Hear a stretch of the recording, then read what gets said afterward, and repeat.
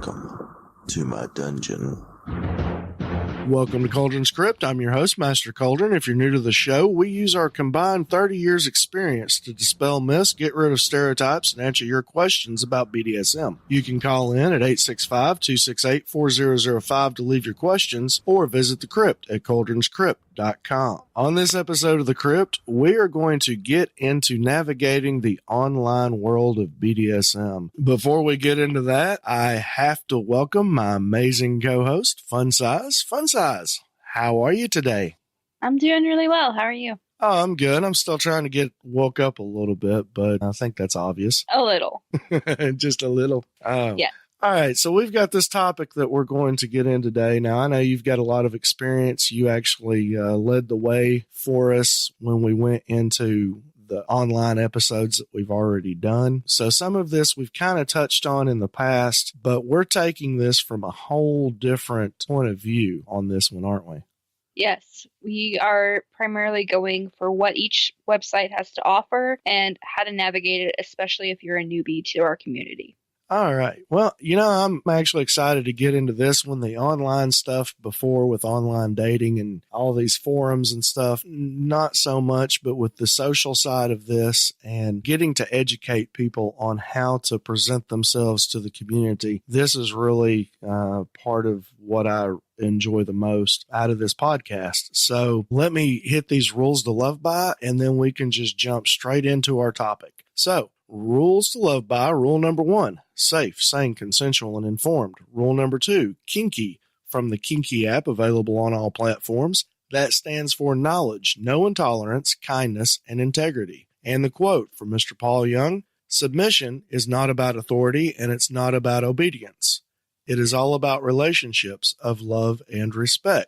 All right, so where would you like to start on this? I know typically I like to start with definitions, but is there really any definitions that are needed in this case? Because I think most people know when we say online what we're talking about.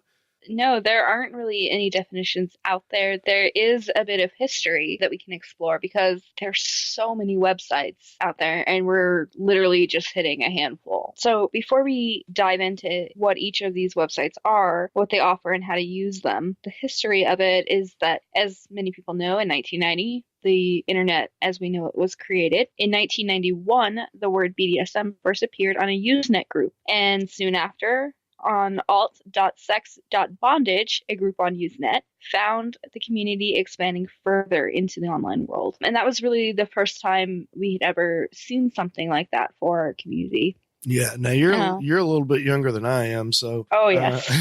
Hey, now easy. Did you ever get into the Usenet stuff? I didn't.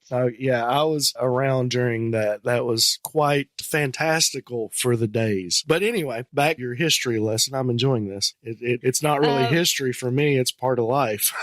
Yes, you got to live through it. And while I was alive for it, obviously, I was, 7, 8 years old when Usenet was popular and being used. Yeah. So I definitely missed it. So a decade later, in 2001, BDSMlibrary.org was founded. It's one of our longest running online communities, and we're going to be talking about it later. FetLife only popped up in 2008. A lot of people feel like FetLife's been around forever, but 2008 wasn't that long ago for me, and I don't think it was that long ago for you either. No. And now there's hundreds or more active websites for our community out there, and there's something like 10 popping up every week. Some of them obviously don't last the test of time, but others certainly do. Mm-hmm. Some of these websites are social networks, some dating apps, some pornographic sites, others are shops which cater specifically to our community. And the internet itself has just really opened a lot of doors for us. And it's not just a local, we know who's in our town doing what. We can talk to people that are halfway around the globe from us. I have friends in Australia I talk to every chance I get, and I never could have done that without the internet. So it's really opening up a lot of doorways for us. Yeah, just in this podcast, being that podcasts are basically internet radio that is time shifted, we get emails from all continents except for Antarctica. Though on people's FetLife page, it often says Antarctica. But I talk to someone regularly in Belgium, Holland, all over Europe, of course, all over the United States, Australia, just really opened up our world. And it does have a few negatives, but the positives so outweigh it because the amount of education and experience that you can draw from. I was talking to somebody a couple of weeks ago and they gave me an idea in a topic that we were talking about. They're like, we like to do it this way, in referencing them and their play partner. And I just thought, wow, I've never thought about that. And here it is, somebody from Australia or New Zealand was explaining a new way to do things, and they were pretty new to the lifestyle. I was actually impressed with their creativity. But yeah, there are a few negatives, but the massive amount of positive education, even just in positive energy, because getting support from people all over the world, it really makes you feel good, especially in my generation. I know people who have grown up with the internet that, wasn't already alive and in their teens when it was invented. It's a little bit different, but I still have a lot of passion for how the online world has actually helped to shape the BDSM world. Mm-hmm. What do we have going on next? Are we getting straight into the websites, or is there more history? We're going to get straight into the websites. I just briefly wanted to touch on the history. Just because I'm a big history buff doesn't mean that everyone else is. Oh, yeah. So I try not to smother people with it. I think it's important to know where we've been so we can know where we're going. So yes. I like the history part of it. Well, FetLife, that's the big one, the one that we talk the most about. It's not the biggest, surprisingly, is my understanding, but go ahead and give us what you got on FetLife. FetLife is a social website very similar to Facebook in its approach to the lifestyle. It was created by John Backu back in 2008 because he wanted to be able to find women specifically for him, as what he has said, that were having the same interest as him. And he created this, and it's actually helped millions. There's a feed when you log into your FetLife page that will show you things from people that you know and have friended or followed. There's groups you can follow, just like on Facebook. However, you're not going to see pictures of your friend from 4th grade's puppy, at least not that kind of puppy, on this feed. You're going to see pictures and articles, journals, blogs about the lifestyle. So it really is very dedicated to that. Yeah, and John's just a great guy. His security levels that are in place to protect members, though anybody can join, he has completely the opposite approach of Facebook. Whereas Facebook wants to, I guess, they want everybody involved in the world, and they want their security levels changing rapidly, like on a daily basis almost, so that it can confuse the people who use it. And if they don't go in and read their security permissions, then things may change, and what used to be private is no longer private. And they do that so that they can make money off of advertising and using the pictures that you post, because you post something on Facebook, Facebook owns it. You no longer own it. And a lot of people don't realize that. But with FetLife and what he has created, totally different. It really is community based. So that's why we tend to talk about it so much. And I truly just have a great deal of admiration for John and what he has done there. Do you have anything else on Fet that you'd like to talk about? Oh, tons. Okay. So let's take a look at who's on FetLife, just to give an idea if they're not already on there. You and I are both on there. Mm-hmm. So are our spouses. There's also another 6,230,112 members as of 2017. And as we close in on 2018, I'm sure that number is much higher now. That is a lot of people in our community. Yeah. Yeah. That's more than the entire population of the state I live in. I had heard that there's a projection of it actually hitting 8 million this year. They may end up coming in just a little bit under that, but that's a lot of people, especially compared to what has happened in the past, 5 years when prior to 50 Shades of Grey, there was only 400,000 users. Yes. There's also over 100,000 active groups, including ours. And that's huge. You can hit a group on every possible subject you could imagine at any given time. And the only requirement to be on FetLife is that you have to be 18 years of age. So that means that anyone that's feeling like they want to be part of this community, part of this lifestyle, can go there. They can join, they can start learning from others and start meeting other people and experiencing the lifestyle as they want to, which is really a beautiful thing. Yeah. And there is no charge for FetLife.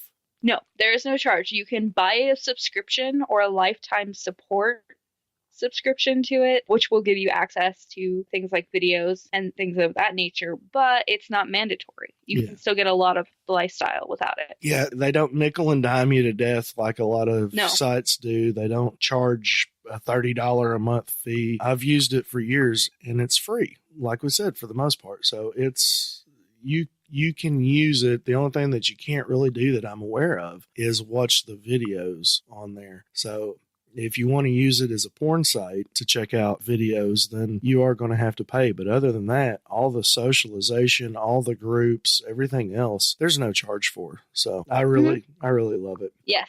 I'm right there with you. I think I ended up joining back in, I want to say 2008 or 2009. It was right when it started up. Mm-hmm. Yeah. So I've been on there forever. Yeah. I had an account on there then. And then, as you were aware, I kind of took a brief break from the lifestyle. And when I came back, I forgot all my information and I didn't want to use that name anymore. So, and I know that you can go in and you can change your name and all of that. But in the time that I had taken a break, I had kind of transformed from that person into Kuldrin. So that account is sitting out there in limbo. But I'm pretty sure that was late 2008 or late 2009, somewhere in there. The groups on there, I got to touch on that. And I know you said there's groups on, anything and everything. And we've got a group. If anybody wants to be part of our group, just search Kuldrin's Krypt and join up, just read the rules. And the main thing there is respect. But if you have any interest about anything, whatever you want to learn about, you've got the opportunity right there to check it out and not just get a single piece of information or a singularly sourced piece of information, because they are forums. So you'll have, in some cases, hundreds of thousands of opinions posted that you can read. So that's one of the biggest advantages, I think, is that you're not just getting from a single source. Mm-hmm. Which is another reason why I wanted you on the show back when I brought you in. I was so thankful because there is another opinion. And throughout our time together here, we certainly haven't agreed on everything. And that's what I like. I like opposing opinions because people can say, well, I can see his point, I can see her point, and then they can determine for themselves which one they want to go with. What else on FetLife? Anything else you want to touch on? The fetishes. Oh, yes. When you go through, you can list every fetish you are possibly interested in. And trust me, I probably have something like 200 just on my page alone. And for every fetish out there, there's probably 100,000 people that are interested in it as well. So you can really connect with people in that way. And FetLife allows you to search other members of the site based on those fetishes. Mm-hmm. But only which by is really beautiful. Yeah, you can search others. And one of the things for security also is not being able to search people by their actual names. Yes. I like that too. Which, I love that. I don't particularly want my actual name out there in the community because it would be outing myself, and that's not something I need in my life. Yeah, when you have to sign one of those morality clauses for your career saying that you won't be publicly known as this type of kinky person. Anyway, that's not a soapbox for this episode. I believe mine said morally inept. Yes, that's anyway. So whatever my company defines as morally inept. Are there any of those fetishes that you would like to share that are PG-13 or better? Well, we know I will willingly share every single fetish that I have, and people can certainly take a look at my FetLife profile and see the full list anytime they want. But we know rope. Yes. For you. Yep. Biting. Growling.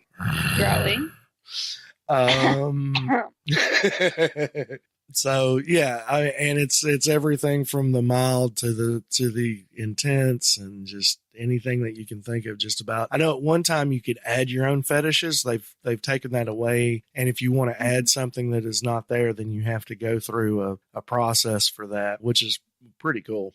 But I know at one time one of our local community members was listed as a fetish. Oh, really? Yeah. I might want to take a look at that and add that. Yeah. Just for kicks.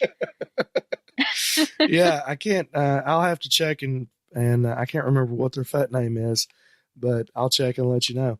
Anyway, anything else for FetLife? Yes, the fact that you can also search people by location and you can find events for your local community that I can actually put in my hometown and find all the members that quickly and see who I can connect with locally is really amazing. And it's something that FetLife does that almost no other site out there does at this point. And the thing that I love about that is the ease of access. It's so incredibly user-friendly because that little search box is always right up there on the right-hand side. And so whatever you're searching for, you don't have to go to a specific little section to, say, search for location or search for a person or search for a kink or search for a group. Just type the topic into the search box and it'll come up and list people, places, groups, kinks, conversations, chat forums, whatever. And they just make it really easy. That's another major thing. If I'm going to use something, it's got to be user friendly. So it's definitely user friendly. What else? Okay, let's talk about your member profile. And this is how people are going to see you. This is your first impression. This is the outfit you put on yourself when you're about to meet someone for the first time, as far as your FetLife goes. So it's a lot like Facebook. It allows members to list their likes quickly and easily. You can list your location along with events. As you said, several members will put that they're in Antarctica for their age. They'll put that they're in their 90s. This is very normal for people that want a little more anonymity. I just butchered that word and I know it.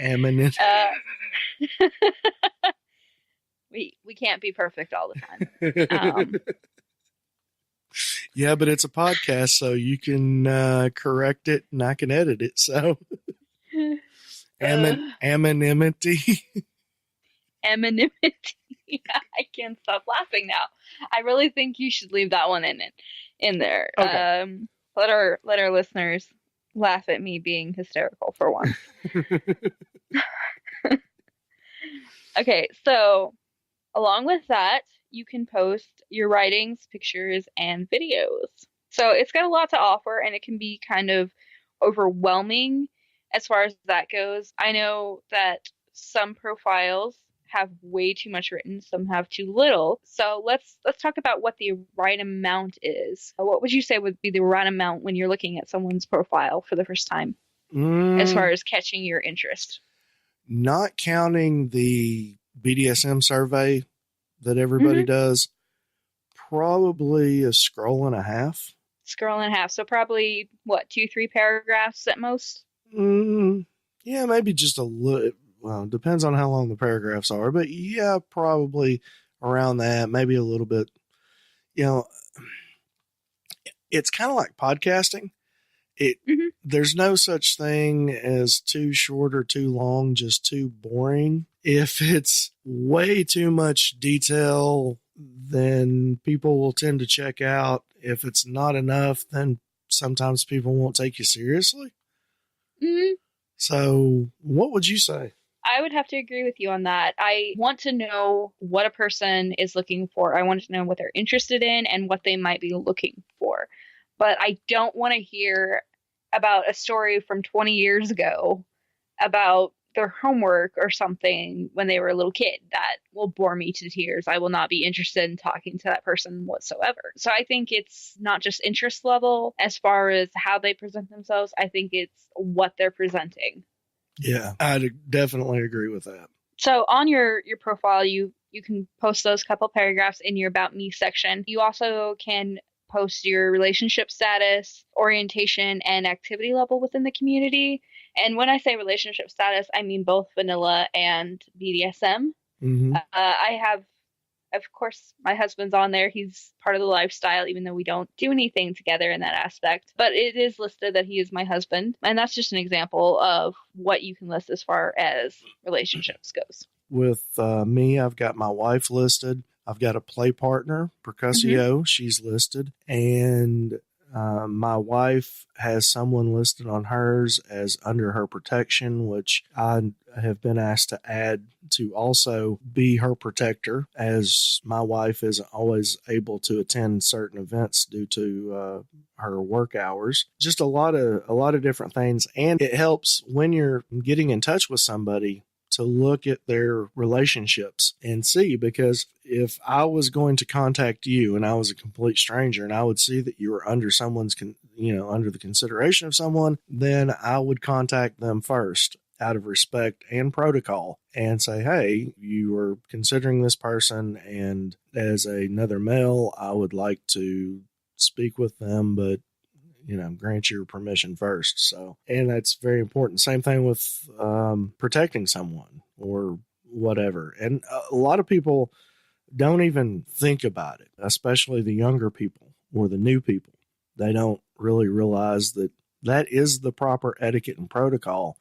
And a lot of times, if you don't follow it, then they either won't respond or they'll block you or something like that. And that's another feature that I really enjoy, because I've had a stalker, and it was in real life in the vanilla world. And a mutual friend had told her that I was on FetLife because I'd blocked her on every other social media and kind of outed me, but it wasn't really her fault. The way that it took place, it didn't make me angry, anything like that. She didn't know, but she did become a nuisance on FetLife, and it was real easy. Just, they make it easy. It's no big hidden feature. Real simple. Just block them.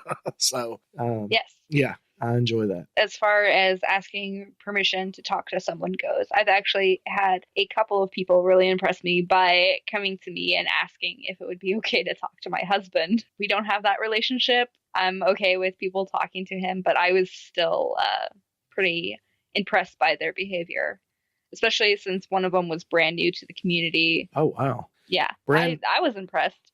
Brand new to the community. Hopefully they clicked and he can slap a collar on her. I don't think that will happen in that relationship, but he does have a few people that he is talking to. All right, so moving on here, we've done a really, really deep dive into FetLife. Is there anything else? I know this is the fourth time I've said that. You keep coming up with really good things. So, what else? I honestly still have tons on FetLife. People are going to get so sick of FetLife. Yeah, and I'm going to go ahead and say that there are other sites that we're going to get into. So if you're well versed in FetLife, just hold on a little bit longer, or hit that 30-second skip, and we will be right with you on other sites. So, all right, go ahead and continue. Okay, so I'm going to jump into a couple do's and don'ts, because I don't want to beat a dead horse with this.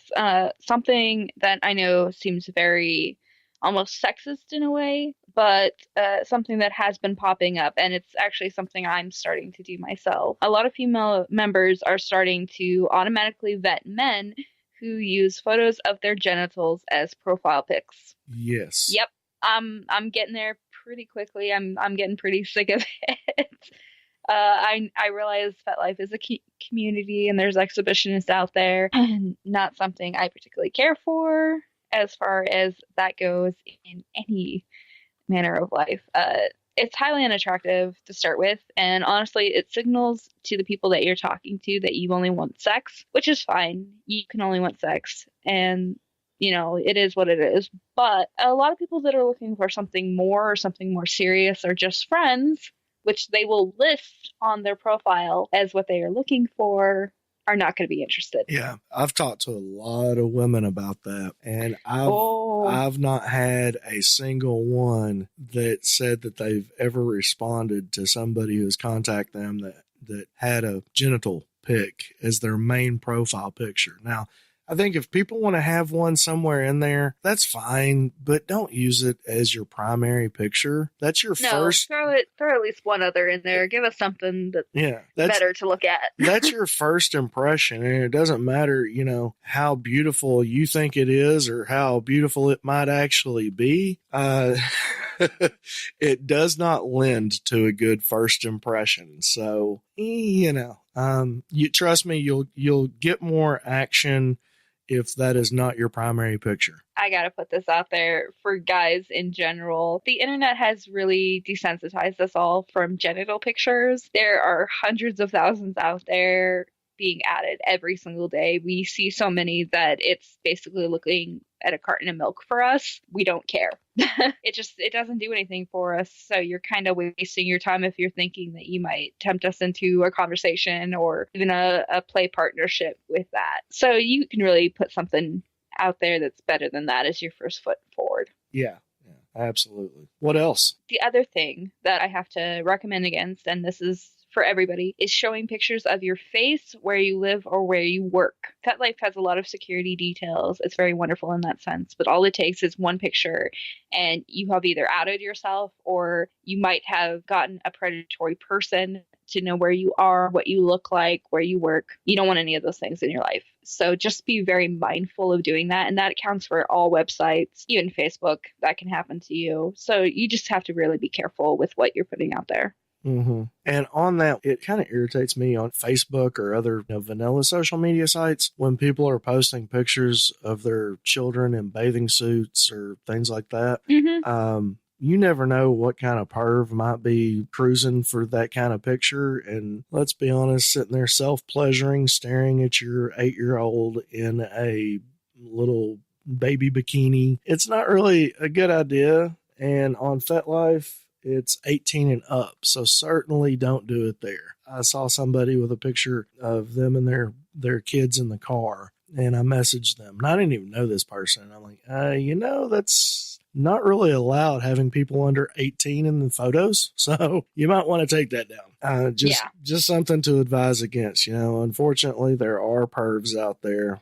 and it's not yet legal to just dispatch them to the beyond. So we do have to guard our children against that and just use a little more common sense when it comes to things like that, especially when you're on adult sites. Let's wrap up our FetLife by talking about how you actually talk to other members. You can direct message people or put something on their wall, hopefully something polite, because that is something that you need to be respectful about. And you can message them on group post. But you're going to get responses from everyone in the group when you do that, just so you know. Mm-hmm. But a lot of people find that they have a snag when talking to people. They might say something and it comes off wrong, or it doesn't interest the person, so the person doesn't respond, or the person blocks them. So let's take a look at how we can really get someone interested in actually having a conversation, because you can't do anything to build any form of relationship without a conversation first. Yeah, and this would go into not just FetLife, but everywhere. Yeah, everywhere. So we have decided that we're actually going to literally use word for word the message that I shot to Kuldrin, which is how we met. And I shot him this message on FetLife, and what I had said was, "Hello, I recently listened to a few of your podcasts. You seem to have a lot to offer to the community at large. I'd love to hear more of what you have to say about the lifestyle. Perhaps we could have a few discussions even. Please feel free to contact me." Literally, verbatim, what I said, and look where we are now. You never know, do you? Nope. So you really just need to think of how you want to present yourself. Put yourself out there. Be open and honest and respectful, and you're going to see a positive response back. Yeah. I think it's important to remember, in talking about play parties in that episode, we're talking about we're just normal people having normal conversation. We just happen to have a kinky side. It's the same social graces, no matter the setting. You can bust in and on somebody and say, "Hey, I want to do this, this, this, and this to you." Yeah, well, you never even started by saying hello. So if you're that type of animal where you can't have a regular conversation, it doesn't matter what someone looks like, how kinky and crazy, if every single one of our kinks match up.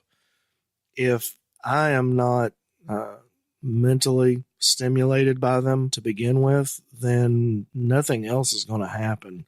And I guess it's because of the podcast that I will have people message me, women, that will message me, and you would think it was a man sending it to somebody, them telling me exactly what they wanted to do to me. And though the egotistical male side of me, beats my chest and starts doing a gorilla call or something like that, but at the same time, it's like, yeah, I'm grateful, I'm flattered, but let's start this with a conversation. And oh yes, maybe some guys will hear that and think, that's not very manly. Well, I have intelligence, and I like for those around me to have intelligence as well. Not saying that if that's just initially how you message somebody, you're not intelligent, but at the same time, let's use some social graces. Remember, I'm the person that requires high protocol, high etiquette in my DS. So I'm certainly going to require some conversation beforehand. So back to our do's and don'ts. As you were saying, do say hello and be friendly, but you also don't want to be too familiar. And that's where the don't comes in. Don't assume that you know everything about a person, even if you're just reading their profile. Reading your profile, it says that you're high protocol, for example. So if a person were to approach you out of the blue and start rattling off sirs and wanting to honor you, and this is the first time you met, yes, it's very charming, yes, it's very nice, but it's also a little too familiar. It's inappropriate because I am not, they don't belong to me, so there is no need for them to call me sir it's kind of a double-edged sword when it comes to that specifically, because I am very honored by it, but just know that it's not necessary. People will contact me, obviously, because of the podcast and, Master Kuldrin. And I'm very grateful. I appreciate that. And that is the name that I typically go by on here. But as I've expressed in other episodes, I don't require that of people. And as far as having a slave goes, I no longer have a slave. So I am not a master in that sense, only in my abilities. And I don't feel, in my opinion, arrogant enough to require others to call me that. So just Kuldrin is fine. And on exactly what you were saying with people just, well, hello, sir. Again, I appreciate that, but it's not a requirement. We can just talk, have a conversation. And I greatly appreciate and respect the offering of submission, but that should actually come further into a relationship, just as you did, which that wasn't the intention when you contacted me, because you already had a dominant at that time. So you didn't approach me that way, as you just read. It was just an intelligent, hey, I like what you're doing there.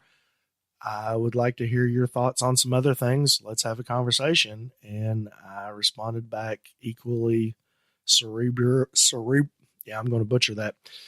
Equally intelligent and respectfully. And, well, it led to a phone call, which ended up leading to a few phone calls and text messages, and me deciding that, you know what, you've got a lot of knowledge and information, and we have chemistry.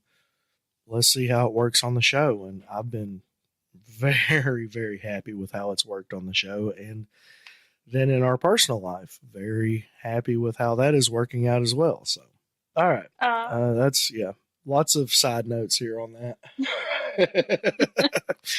but I think it works as a good example. Yes. Okay, back to a don't. Don't use common vernacular and assume that everyone will understand what you mean regardless of their age or reason. An example of this would be going to a member of the old guard that's in their 60s saying, yo, sup, bro. That's not appropriate. That's not okay. They're not even going to respond to you. They're going to go, okay, I don't have time for this. This is ridiculous. You could say, hello, how are you doing? Great opening message. Very simple, to the point. They may not respond to something as simple as, hello, how are you doing? But they're much more likely. And it gets the same point across. Somebody messaged me with FOMO. They said, the message said, yo, dude, had to contact you. It's a FOMO thing. And it literally said thang, THANG. Oh God, what was it? It's a FOMO thing. Had to ask you about this before I forgot. Uh-huh. And it was regarding an episode or an episode topic. I'm like, what is FOMO? This was like back when it first started, because I think within like 3 days, and it started with his message, but within like 3 days, I'd heard several people say it. And I'm very busy. I don't have time to tune into what's hip and what's not. And so I asked somebody in our community, I'm like, is there some new community thing that's FOMO? Or I was like, I'm sure that stands for something. What is it? I'm like, oh, fear of missing out. I'm like, okay. Yeah, I didn't know. I mean, and I'm not what I would consider an old fool. I mean, I'm 40 years old, but at the same time, because of my job and things that I do, I'm not really able to stay latched into all the new lingo. Yeah. Well, it's not only the lingo vernacular. You also have to remember that you're talking to people from across the world, and they may speak English in their messages to you or on their profile if you're speaking English, but that doesn't necessarily mean it's their first language. And if you ever learn a language, a lot of what gets confusing is that culture's vernacular, the way they speak, their slang, and it's the same thing for us. So you have to be mindful of that at all times. Absolutely. What other do's and don'ts you got? I'm sure there's a ton more. Okay. Leave an opening for further conversation to follow. If they go, hey, so I saw that you liked edge play, and your response is, yeah, you do. That's great. Give them something else if you want that conversation to continue, or they just won't waste their time talking to you, because that's what it's going to be. If all you can say is yeah. And I know I say yeah quite a bit, to the point where Kuldrin actually cracks a joke about it, because he says when I say yeah that I have a North Dakota accent. Yeah, you betcha. Yep, that right there. He loves to do that. But you have to leave openings for conversations to follow. Don't insist on a conversation taking place or try to push it towards a certain direction or aim. And this is a big one that happened to me just this last week. I was having a conversation with a newbie in our community on FetLife. This is someone I met in person first, and he ended up talking to me. Fine, great. Conversation was going really well for a day or two. And then he started pushing the conversation, trying to push it into play. Which, hey, fine, he wants to play. I'm very flattered. But he kept pushing and pushing, and he has now left close to 30 messages, which I have not responded to a single one. Literally, the last 8 have literally been hi. Wow. Not interested anymore. Yeah, and that, so you have to be conscious of that. And that could have led, had him not been so overly eager or frenzied about things, to some play. Yeah.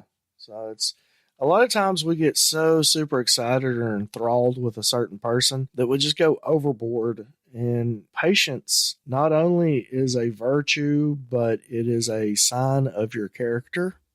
And if someone can have the patience to maintain a conversation, I mean, sure, if you want to throw it up there, what you're looking for, absolutely. But don't just hammer that like crazy and try to browbeat somebody into playing with you. Okay, fine. You said it. I get what you want. Let's have some more conversation and figure out who we are as people before I just jump into a potentially extremely dangerous situation with you and I don't trust you. This person had told me that his interest was finding a play partner. Fine, good. I started to vet him, and he had immediately jumped into let's play right now. To which I said, I'm vetting you. I don't play with people I don't vet. You shouldn't either. And then he just kept going. So he has lost all opportunities with me. It is real easy to blow up the vetting process. And there are those people that don't care, that don't vet, that'll play with anybody. I will play with anybody to a point, but my play with people, there is still very much a vetting process. I really do practice what I preach. because of the abuse I have suffered, Yes. I definitely vet hardcore Well, before I'm willing to meet anyone privately, yeah. especially people that I meet online. I think one of the most important times that I've ever had in vetting someone was during that process, and it was the first person that I asked. I said, "Hey, this person is wanting to play," and she says that she is a very heavy bottom and deeply into impact and primal, and their response was extremely shocking. Her actual kink. Grabbing attention from saying that people had raped her. Okay. Yeah, that was her actual kink, just attention. And that really pisses me off in a couple of different aspects, more so than what it would do to my own personal character, but what it does to the people that actually happens to. Yes. And that's where I get really irate on that particular topic is, when you're crying wolf, that is diminishing what has actually happened to somebody else. So obviously I did not play with them. And I told them why. I told them, hey, in vetting you, I have heard that you have claimed that 6 or 7 people separately, not at the same time, not in a group session, has violated you. And then you have come back within a few weeks of making that claim and said that they didn't. And she's like, oh, yeah, you heard about my kink. And she was honest about it at that point. And I'm like, yeah, no, that's not, not going to happen. Not going to happen. So you really need to vet people. It's for your protection. It's for their protection. But anyway, back to finishing up the do's and don'ts. Was that the last one? Yes, the last one was actually the importance of vetting, making sure that you understand vetting is just as important online as it is in real life. Yeah, and we do have episodes on that, so just scroll back through the history if you want to get deeper into the vetting process. Let's see. Is there anything else on FetLife that you want to talk about? No, I think we can actually close out FetLife now. Well, you've had several moments to say no. I do have one thing that we kind of completely passed over that you have in the show notes, and I don't want to get into how the donuts are made here with what we prepare, but you had mentioned something in here about my wife's profile.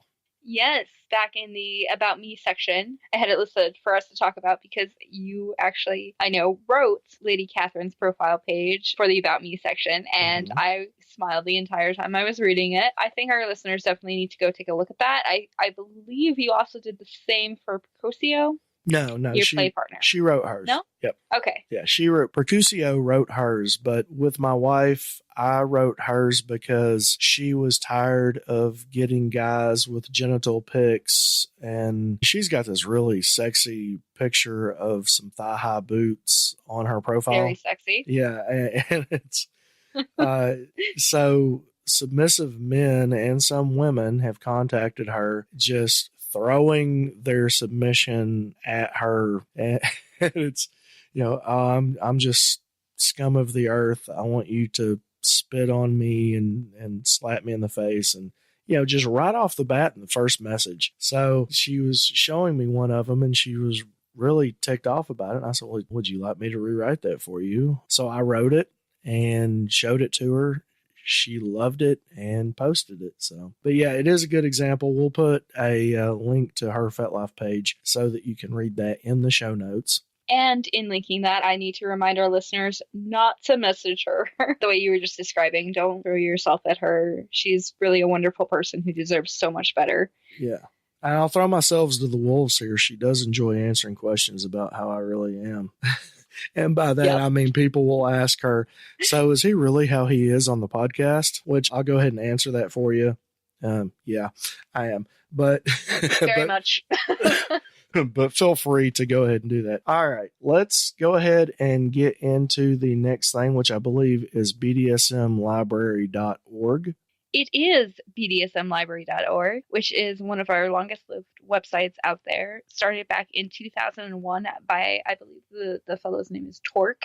Definitely an interesting guy if you ever get a chance to talk to him. BDSM Library is often thought of as a site solely for stories written about the lifestyle. This isn't true, however. There's also a huge forum and chat room available there. I was a member of that website for quite a while, so I got to know quite a few people on there. You can, of course, find the stories, which the site is legendary for. I love reading them. There are definitely some very saucy stories on that site.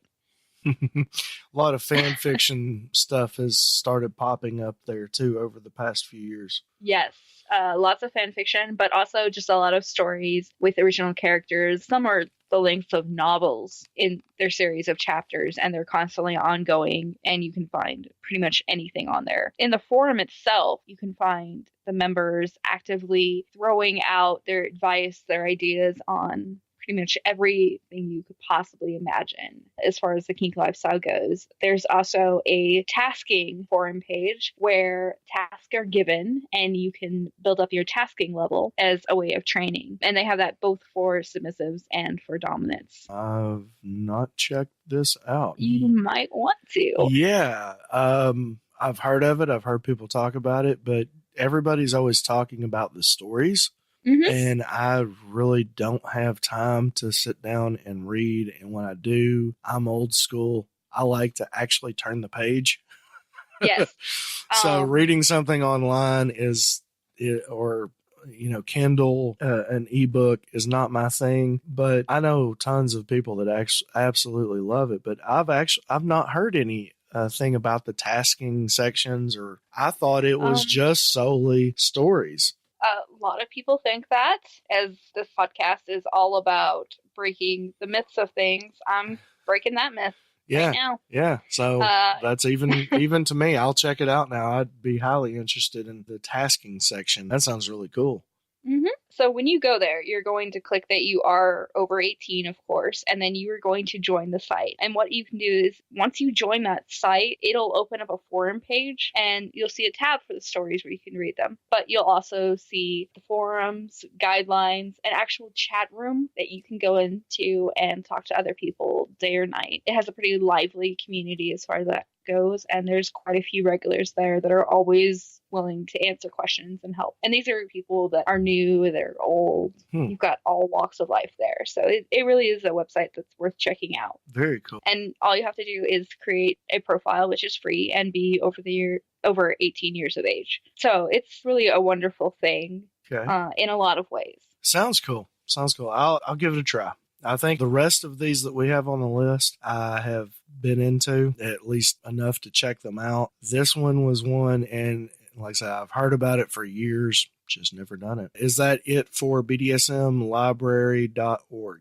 Yes, and as far as talking to people on there goes, just like FetLife, as far as those rules go, and I think that's true for all the other websites we're going to cover, is how to talk to people is pretty much the same. Yeah. So the next one, the Cage. I recently found the Cage myself. Sadly, about a month and a half ago, I remember calling you and talking to you about it because I was so impressed with the site. It's a forum site. It is currently free, but they're going to be a paid by invite only site here shortly. So you will need to know someone that is a member if you're going to be joining. Mm-hmm. And they're keeping a free membership for people that are invited for a certain amount of time. They recently released an email to members on that, I want to say about a week ago. So definitely, if you want to join, let me know. I will vet anyone that wants to join, of course, and as my own personal way of going goes, and give invites that way. Yeah. Now, have they said what it's going to cost yet? I have not looked at what it's going to cost yet, but I don't think it's going to be too bad. Okay. What it is it's a giant forum system for members of our community. And from what I have read in the forums, these are some of the most in-depth, intelligent conversations I have seen out there in a long time. I'm really impressed with the quality of the information that these members are presenting. Yeah, I've not yet checked it out, but it's certainly something that I'm going to do. Yes, the Cage has only been around for about 2 years now, so it is a relatively new site, but it does seem to be holding up pretty well. Yeah. It also hosts a events calendar, expensive personals, if you're looking for someone or you think you might be the special someone that someone's looking for. There are also a podcast recommendation list for Kinky Podcast. So is that the brief summary of the cage, or do you have a little bit more on that? That's the brief summary of the cage. Now, the next one I've got a lot of experience with. In fact, I was on this one back when it was free. So that was a long time ago. And that is alt.com. It's a dating site. And it's devoted to kinksters of every brand.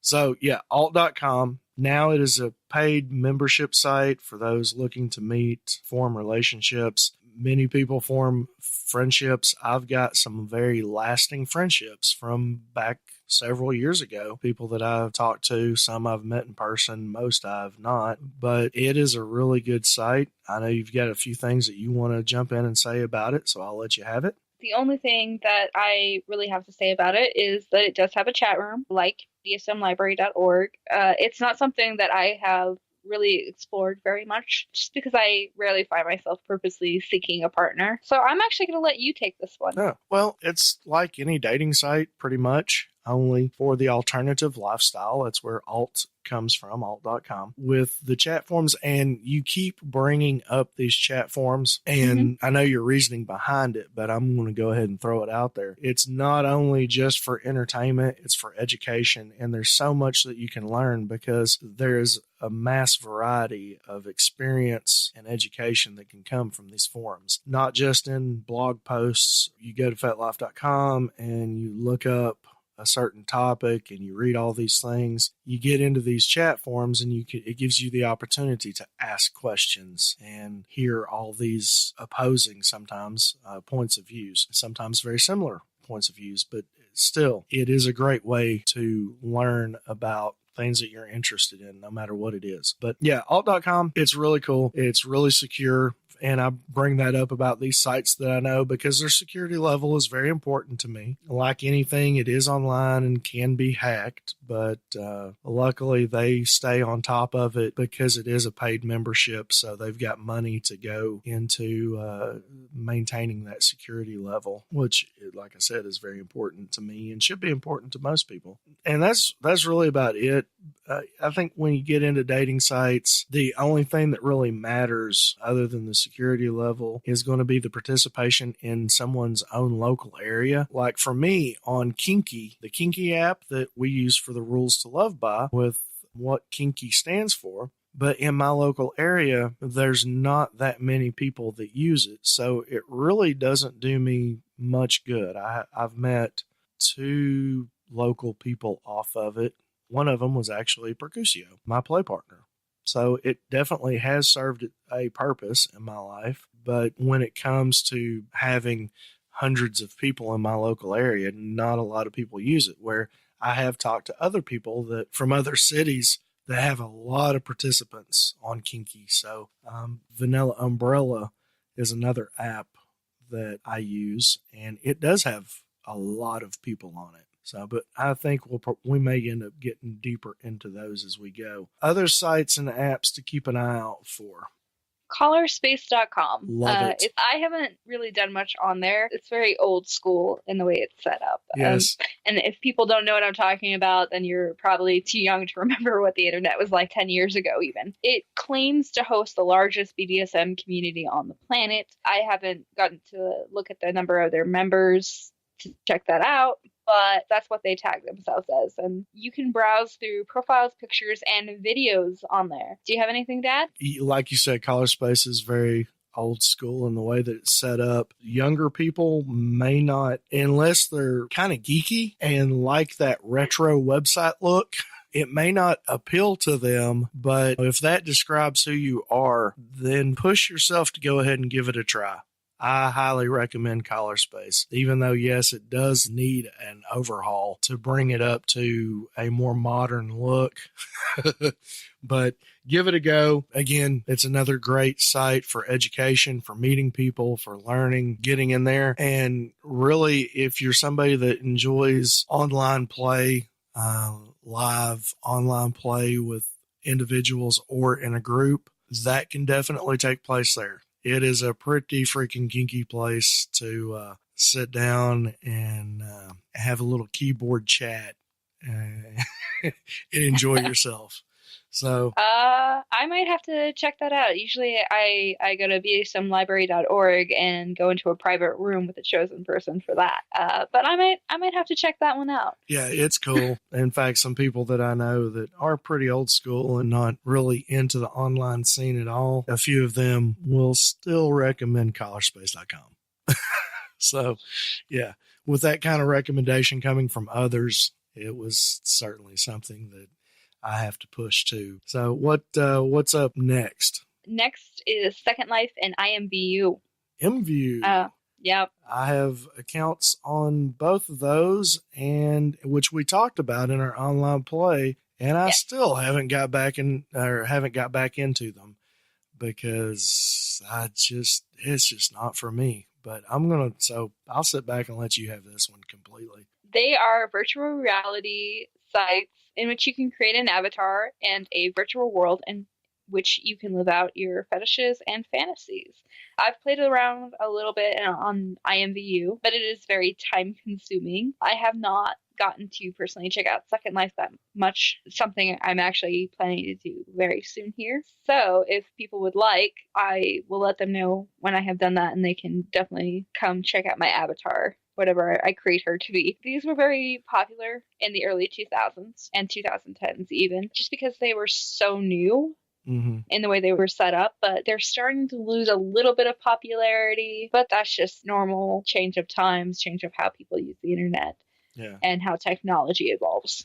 Well, and a big push on those two at the time was also World of Warcraft, so everybody was living in Avatar land anyway. One that is not on here is Red Light Social. It's very similar to MView and Second Life.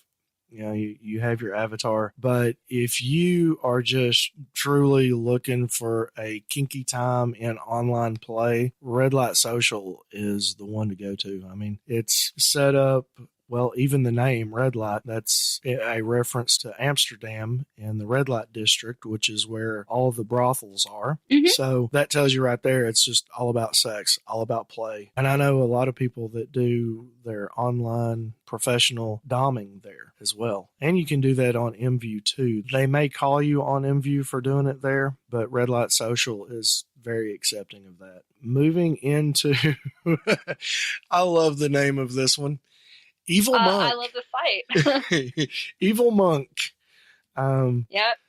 You love the site, so I'm sure you love to talk about it. I really do. It's one of my absolute favorites. The site hosts a plethora of information about the lifestyle, its history, and a chance to learn about its creator, Ambrosio. Seriously, one of the most interesting people I have ever come across in my life, in any field of my life. Hey, easy now. Just kidding. One of. I'm not that egotistical. I know. For anyone serious about entering the lifestyle, it's definitely worth checking out. Even if you've been here for years and years, it's worth checking out because you can always learn something new from the site. Like collarspace.com, it is a little bit dated in its design, but the information it has is well worth it. Is that why it's one of your absolute favorites? Oh, absolutely. I love the information. You know, I'm an education junkie. Yeah, absolutely. All right. So these are a lot of the different sites, and we kind of mentioned, or I mentioned, the Kinky app and Vanilla Umbrella earlier. What are some of the other apps that you know of or that you use personally? One that I have just started using because it just became available on Android devices is the FetLife app. You will have to put in special permissions to use it, but it works very similarly to the website. It's a lot easier to access from my phone, which is great because I'm very rarely at home. Yeah. And I will say that on that, you have to look up on FetLife how to get it, and you have to do that from your browser and your phone because it is not available in the Play Store. And it's not available on iOS yet. They are still working on that. They've been working on it for years, but there's a whole lot. As somebody who has apps for iOS and Android, I can tell you that it is a pain to get something, even a clean app, into the iTunes store. So they are working on that. But for all you Android users out there, it'll tell you how to do it. You just go into your settings and allow third-party apps. And then as soon as you get done downloading and installing it, you just go back into your settings and turn that off. And like I said, they have a lot of focus on security, so it's not really something that I worry about personally, and I'm pretty paranoid about having my stuff hacked. So the next one I mentioned earlier, Kinky, KNKI. You've explored it a lot more than I have. I think I used it for about a week before I was like, there's no one on my community on here. So it really wasn't worth it for me. And I'm also going to let you take Vanilla Umbrella because I haven't gotten to explore them. All right. Well, I've already pretty much hit everything that I wanted to hit on them. Basically, adult dating sites for the fetish community. If you live in a small town, don't just automatically assume that there's not going to be anybody on Kinky, because I did say that it is limited in my area. That's not always the case. I know somebody from a very small town in Alabama, and they've got several users, like in the hundreds. And me being in the Knoxville area, you would think that there was more on there, but no, I think there's only like 30 people, and of course most of those are guys. So just check it out, see what you think about it. Now, Vanilla Umbrella is a very, very robust app. It has a lot of features, whereas Kinky is very simple. You can look locally or worldwide with both of them. But with Vanilla Umbrella, it has one particular feature that I do not like, and that is a radar. You can go to the radar and you can zoom in, zoom out of the radar, and it will show you, of course, you're the center point, any other member on there, and where they're located. They show up as a blip on the radar. And it is accurate because it uses the GPS on your phone. And I was in Walmart one day, and somebody walked up to me and introduced themselves by their FET name. How do we know each other? Have we met? Oh, no, but you're on Vanilla Umbrella. And I know this is kind of weird and forward, but, I pulled up on the radar to see who was around, and it showed me that there was somebody kinky close by. So I used the GPS and found you. Not a fan of that feature because that could be very dangerous. When I first saw it, I thought, oh my God, this is cool. And then immediately I went to security and safety train of thought. And I'm like, no, this is dangerous. I do not like this feature. But its other features are really good. It's got a swipe section, just like Tinder. You can just browse people in your area or use the swipe feature as in Tinder. One thing that they do that I really like is that they don't allow findoms on there at all. If you're a pro, and we've said this before, if you're a pro dom, you can be on there, but you cannot advertise for your services or in any way. But if you're a findom, they will boot you immediately. And if you get reported as a findom, they will do an investigation, contact you, probably ask you about it. They'll monitor your interactions and behaviors. And then if it comes up that you are trying to financially dominate anyone, they will boot you immediately. So, you have to decide whether or not you're going to use that one based on that safety feature of the radar. I still have it on my phone just because I've made some friends on there, and chatting back and forth, you have to earn credits or buy credits. And really, I'm probably not going to keep it much longer because the friends that I have made, I've already converted over to FetLife friends. So they took something that was really good that I really hardcore recommended it in the early days of the app and of this podcast, but it's turning into something that I don't know how much longer I'm going to be able to stand behind it. Moving on. Now, this next section that we have is something that I've got a lot of experience with. Yep. And that could be taken in several different ways, and I mean all of them, just for transparency's sake. But that would be pornography. This is a PG-13 podcast. So we'll just throw a few sites out there. Kink.com for BDSM adult films. That's the top notch. Now I will throw a disclaimer out there with Kink.com, and that is 3 years ago, they had a director get in trouble. I don't know if they were arrested or what. I know that they have had a lawsuit against them due to violation of some sort against a group of performers. Now, that director has been removed from kink.com, but I know a lot of people that still will not look at anything that they have done because of that. But I can say personally that they have done everything in their power to make sure that that does not take place. And occasionally there's going to be a bad apple in the bunch, and they have dealt with it swiftly and accurately. I do recommend supporting them. I have some personal ties with them that I'm not really going to get into. But it is a good site. I do recommend it. But I have to be transparent about things and let you decide for yourself on whether or not you can support them, knowing that there was a director that allegedly abused some people there. But kink.com themselves has dealt with the situation. Xhamster.com is a lot like RedTube, Pornhub. In fact, they're all in the same family, and at the top end of those sites, if I'm not mistaken, they're all owned by the same person or the same company. I believe so, yes.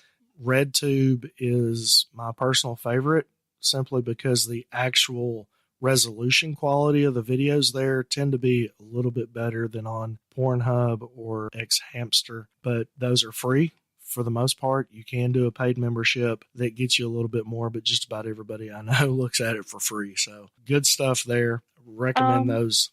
Definitely. There is one thing I would like to add about kink.com for anyone that's interested in learning about them, not just from their actual videos. Netflix did put out their documentary called Kink. It's definitely worth a watch so that you can get an idea of what this company is all about. They were very accurately portrayed in that, and I really enjoyed it. And it's actually one of my favorite websites because of their filming practices. Yeah, they are amazing. Really good people there. And the thing that I love the most about kink.com is a lot of their directors are women. Oh, yes. And yes, that definitely stands out.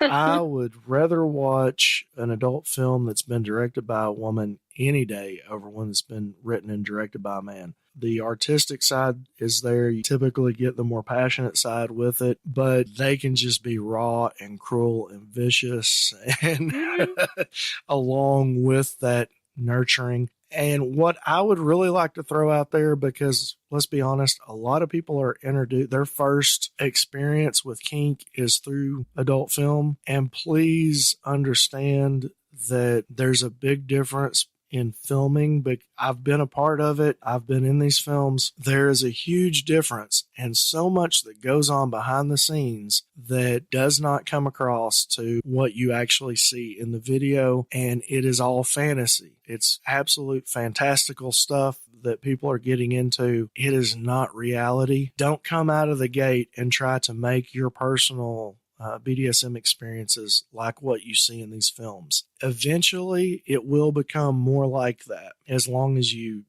study, you educate, you do the common practices, safe, sane, consensual, and informed, or if you get into rack play, which is risk-aware, consensual kink. But don't just come out of the gate and say, hey, I want you to watch this with me so you know what I want to get into, and then you and another newbie just jump straight into, boom, here's a situation that can be emotionally and physically detrimental to your entire being. And I think it's obvious when I say you, I'm not referring to you, Funsize, but to... Oh, I know.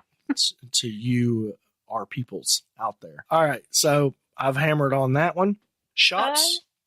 We all need toys. We got to have our implements and our fun little goodie bags and vibrators and our guitar boxes. Yes, our guitar cases and chastity devices, if that's what you're into, our butt plugs with bunny rabbit tails or cat tails on them.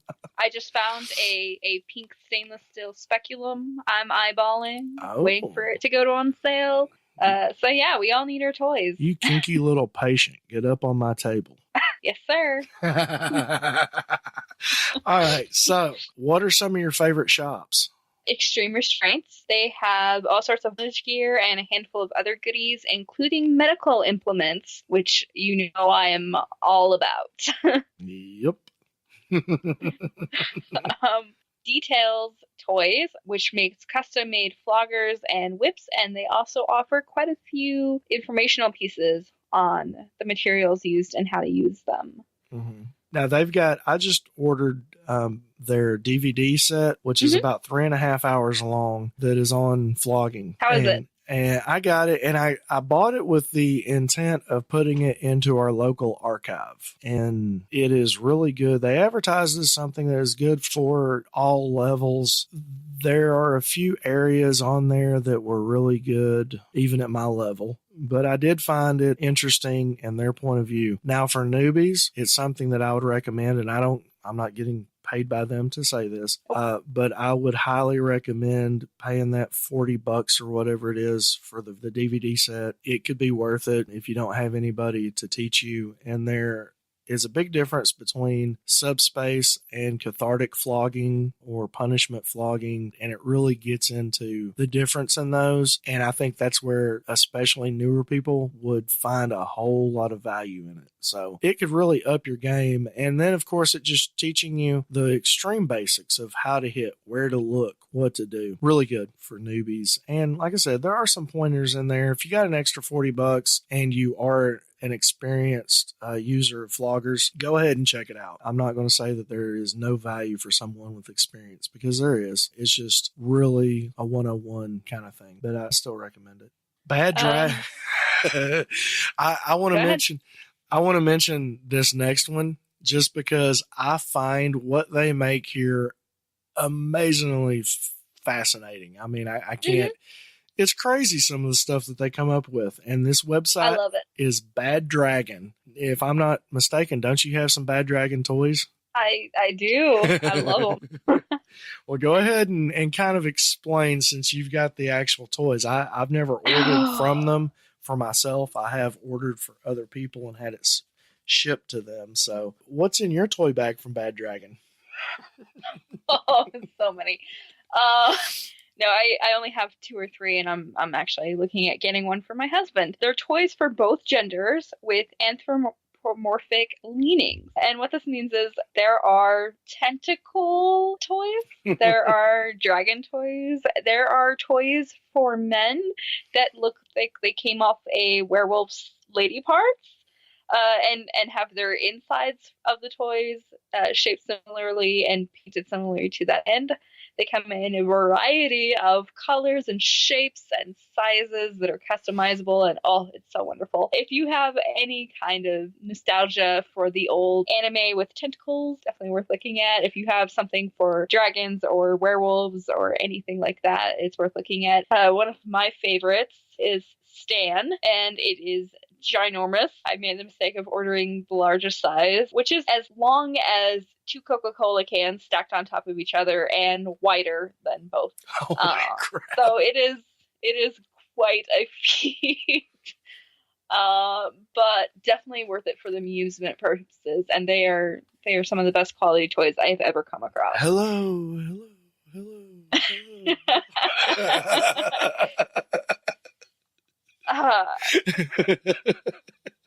Absolutely a wonderful site. I've got to say, my first experience with Bad Dragon, or someone talking about it, this super sweet, what used to be the most naive person I've ever met in my life,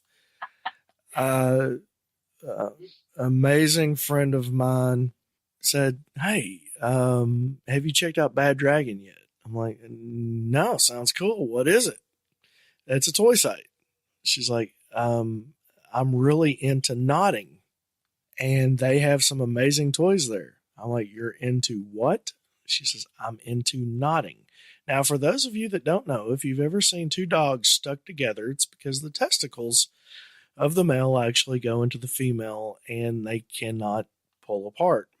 That is called knotting, and that is something that interests her. Well, they have toys that have these large bulbous areas on them that are, but it's designed to where it's easy in, kind of like a butt plug, and not so easy out.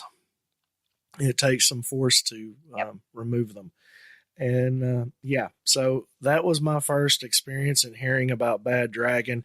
It highly intrigued me. I immediately looked it up while I was on the phone with her, which was kind of awkward in itself to be talking to my sweet little friend from, since we were 7 or 8 years old, and seeing a toy that she uses frequently, apparently. So, yeah, awkward. But no, that site, really cool. I love what they're doing over there, and they're always coming out with new stuff. And their toys they're works of art, really. Mm-hmm. I've never thought I would look at an adult play toy and go, wow, that's a really beautiful toy. But their craftsmanship is just phenomenal. I can't say enough good things about it. So interesting story. My husband and I both love the animated film Zootopia. Bad Dragon has a female bunny for men to use and a male red fox for women to use, and we are considering getting them to live out our Zootopia shipping fantasies with the bunny and the fox from the movie. And it's all sorts of taboo, but I love it. Also, I've got to mention, for anyone who wants their toy to be able to squirt, shall we say, erupt, they carry those as well, and they carry the fluid packets for it. And they're one of the only sites I've found that carry them with any regular consistency. Well, I would say with any great quality. There's a lot of them out there. I mean, even Adam and Eve has some, but a lot of them that they sell, that's one of those signs where price definitely matters. Yes. You want to, if that's something that you're into, definitely go ahead and spend the money and get the quality product. It's going to last. It's going to be made out of a material that you can easily sanitize, so you're not going to introduce any infection as long as you take care of it. It's not going to break down. And just pay attention. When it comes to toys, the most important thing that you need to know, other than cleaning it with the correct type of antibacterial soap, is the correct type of lube to use with it. So make sure, depending on what it's made out of, what kind of lube you're using, whether it's an oil-based or water-based. So make sure that you read the directions with that. I'm a manly man, and I don't follow directions for anything. When I put a shelf together, I just know how it goes. When it comes to buying new toys, I always read the directions, because I'm spending a lot of money on them, and I want them to last, and I don't want them to be the cause of infection for someone that I care about, or anyone, period. And when I buy a toy, it's going to be for one person, because those are fluid bonded, even if you're using antibacterial soap to clean them. Yeah, don't share your toys with people.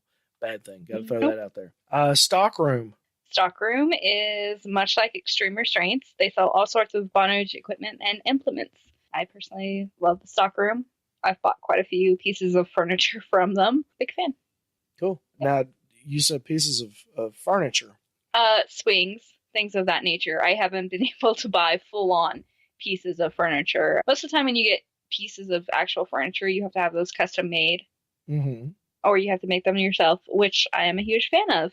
Yeah, I like them because it's one of the few places that I've found that has a good quality furniture set up, if I'm remembering it correctly, as far as actually getting like spanking benches and things like that. Okay. Yeah. Just making sure that I was remembering the correct place. All right. So these are just a few of the sites out there. It gives you an idea of what each one has to offer. There's a lot more of them. We're obviously not going to be able to hit them all, because there's more popping up every day. But as of October 15th, 2017, these are our recommendations. So let's go ahead and I guess wrap it up. This has been a long one. What kind of final note or closing note you want to throw out there? The final note would be to just be sure of how you're presenting yourself. Take in all the information you can. Don't get overwhelmed, and have a good time where you can. Yeah, that would be mine. Remember your manners. Manners matter.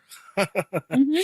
Even though it's all kink driven, whether that means sexual or non-sexual, it is kink driven, but we're regular people having regular conversations, and we need to treat each other with that kind of respect and trust until we've earned the right to not, because that's someone's kink. If it was Funsize's kink to be completely degraded or humiliated, I wasn't going to do that right off the bat. That's something that I have to earn the right to do. So remember that. Just because you might read in someone's profile and on their survey that they're 100% degradee, and they talk about how much they love to be called certain names, it would still be best to message them with casual conversation and earn that right to be able to degrade them or humiliate them or whatever they're into. And with all of these other apps and things, though these are our recommendations, we don't take it personally if you don't like them. If you've had bad experiences on them, I do want to hear about that. So email me, sir@kuldrinscrypt.com. Email Funsize at Funsize@kuldrinskrypt.com. and we will get back to you as quickly as we can. Usually there's within 24 hours we're able to get back to you. So that's all that I have on the wrap up for the episode. A couple of housekeeping notes that I need to make. First, I'd like to thank our junior producers, your hubby, Irish Mountain Dragon, my good buddy on FET, K2SO, and the Accidental Trucker. Our producer, Missy Lynn 124, and our senior producer, Matt. If you're getting anything out of the show, you would like to be added to our producers list, you can visit kuldrinskrypt.com to find out how to donate through Patreon. We greatly appreciate that. Second, I would like to give a brief shout out to BDSMcontracts.org for their donation of their 25-page soft and hardbound contracts. These are beautiful BDSM, DS, and MS contracts. We give these away, but if you're interested in seeing what they're about, go to BDSMcontracts.org. If you're interested in ordering, use the coupon code Kuldrin20, that is KULDRIN 20, and you will receive a 20% discount off of all purchases. Next week on the Krypt, we're going to get into BDSM on a budget. In the meantime, go to kuldrinskrypt.com for show notes, how to subscribe information, and the link to our FetLife group so you can take part in the conversation and be eligible for those giveaways. While you're there, click on the Support Us tab to become one of our producers, like we said before. So that will wrap it up. Funsize, I think you did an amazing job, as always, on these show notes, and I just like to thank you for what you do and what you bring to the show. It means a lot to me, both professionally and personally, so thank you for that. You're welcome. We will talk to you in 2 weeks. This has been Master Kuldrin and Funsize for kuldrinskrypt.com. Unearth the truth.